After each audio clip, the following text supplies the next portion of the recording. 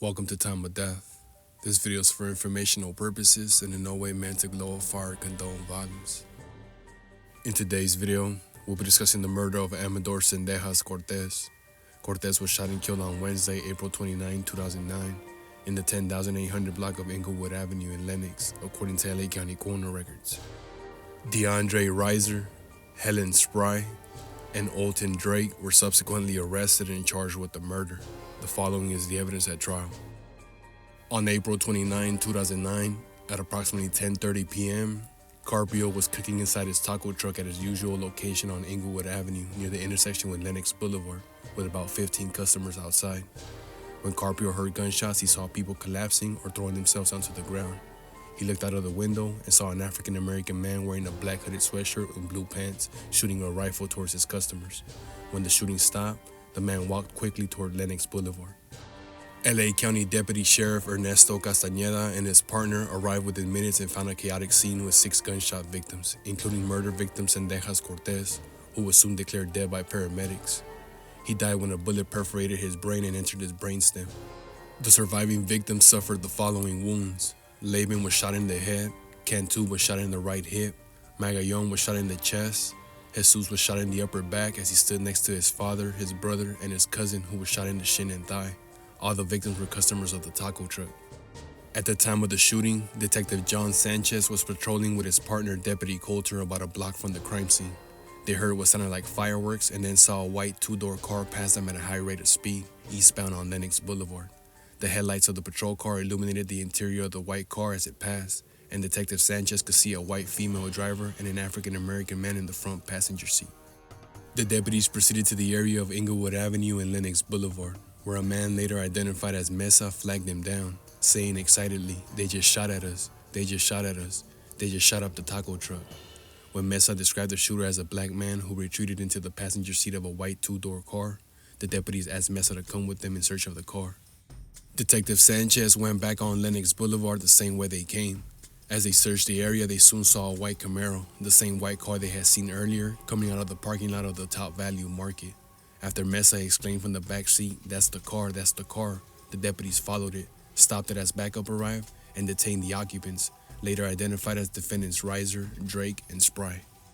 About an hour later, Deputy Silvio Paz brought Carpio to the place where the Camaro had been stopped. Carpio identified the pants worn by defendant Reiser as being the same as worn by the shooter, but noted that he was not wearing the same shirt. Carpio identified the black hoodie worn by defendant Drake as resembling what the shooter had been wearing. Since no weapon was found in the Camaro, deputies searched the nearby area. A .22 caliber rifle was found under the tire of a water truck in the parking lot of the Top Value Market. The overall length of the rifle was 40 inches and it had a magazine that held 18 cartridges. Scratches on the rifle were consistent with having been thrown from a moving vehicle. An analysis of DNA later extracted from the rifle identified 4 people as possible contributors of DNA: defendants Drake, Spry, Reiser, and Jermaine Sumner. A fingerprint analysis of the rifle and bullets revealed no latent prints. Firearms experts determined that the expended shell casings found at the crime scene had been fired from the rifle, and that the rifle had misfired and jammed, leaving an unexpended bullet with a strike mark in the chamber and 8 rounds in the magazine. Particles consistent with gunshot residue were recovered from defendant Drake's hand and the black t-shirt worn by defendant Reiser at the time of his arrest.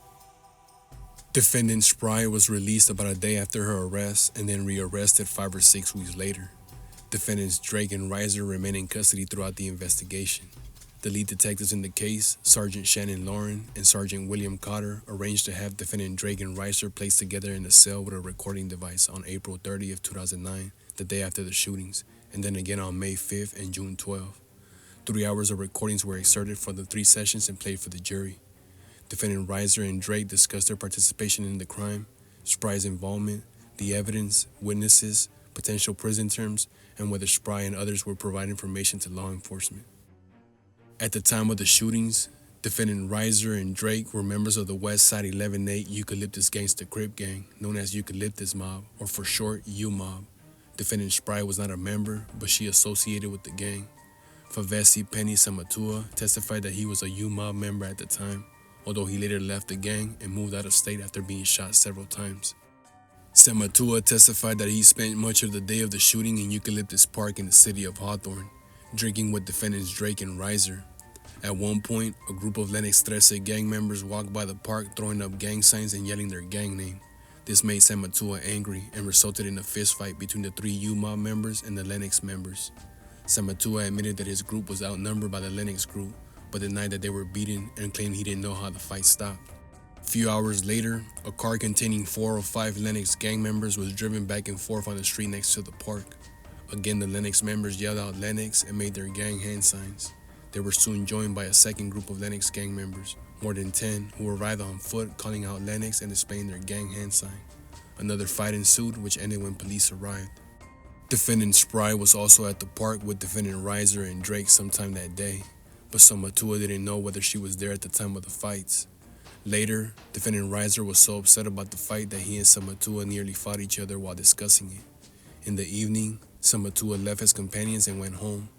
The next morning, he heard about a shooting near a taco truck in the area of Inglewood Avenue and Lennox Boulevard, which San Matua knew was Lennox 13 gang territory. U-Mob's territory consisted of the northwest corner of the city of Hawthorne, including Eucalyptus Park, where its members often congregated. The territory was bounded on the north by Imperial Highway, which also formed the southern boundary of the rival Lennox gang. The Lennox gang's territory included the area around Inglewood Avenue and Lennox Boulevard, where the shooting took place. Like most gangs, U-Mob and Lennox were both very territorial. Detective Chaffin explained that gang members viewed their territory much as the nation viewed its sovereignty. As a result of the two gangs' rivalry, both have committed violent attacks on each other, usually in the form of shootings and other assaults. Following the trial, the jury found defendants guilty on all 9 counts, including 1 count of first-degree murder and 5 counts of attempted murder, including gun and gang allegations. The court sentenced defendants to prison terms as follows. Defendant Riser was sentenced to a prison term of 395 years to life. Defendant Drake was sentenced to a prison term of 338 years and 8 months to life. Defendant Spry was sentenced to a prison term of 50 years to life.